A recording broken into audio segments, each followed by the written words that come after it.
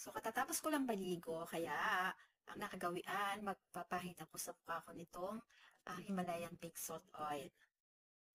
So, ito yung ginagawa ko tuwing umaga at saka gabi.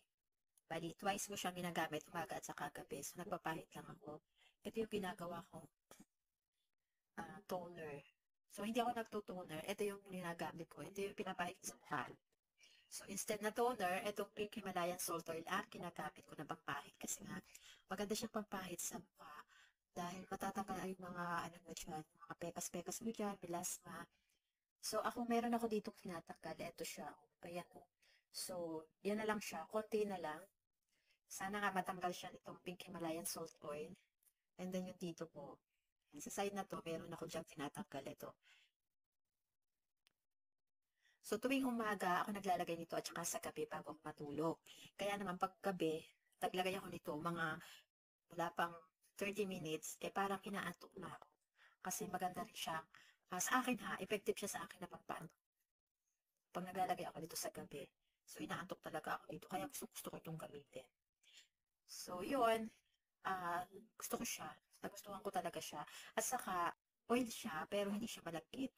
Pag natuyo siya, yung akala mo, yung greasy, gano'n. Hindi siya gano'n. Hindi yung parang oil na madulas-dulas na ganyan. Hindi. Pag natuyo siya, parang wala lang.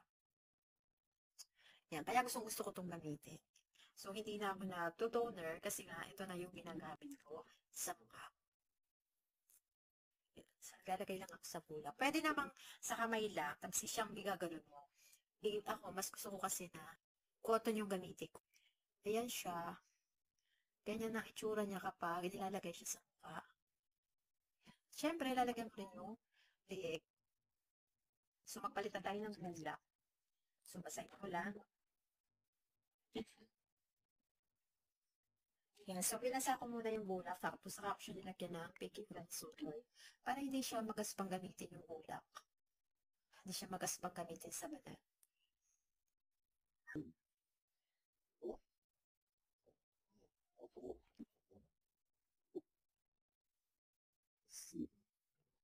So, sila lang magpapa.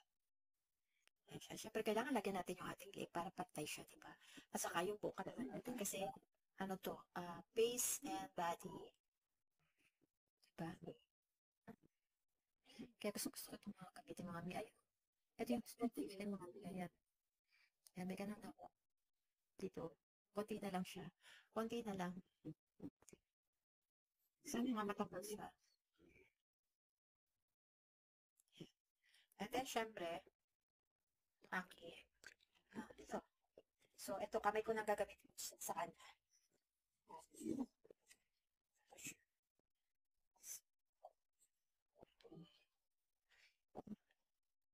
So, para syempre, lagyan natin ng kabintian. Ating kabintian. Ayan siya. Kintab-kintab. Diba parang ako nag-toner, pero hindi siya toner. Kung hindi pa kayo nakakagamit nito, subukan. Kasi baka ma-inlove din kayo dito. Tiyara!